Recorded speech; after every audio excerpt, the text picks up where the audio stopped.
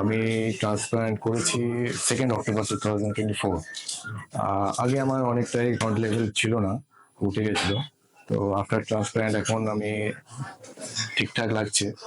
তো বাইরেও বেরোতে ভালো লাগছে, যে আগের চেয়ে অনেক সামনেটা এসছে চুল। তো আমি এখন কনফিডেন্ট আছি, ভালো লাগে বন্ধুদের সঙ্গে দেখা করতে, বাইরে যেতে, আউটিং করতে। আমি সাজেস্ট করবো যে এখানে আসবে।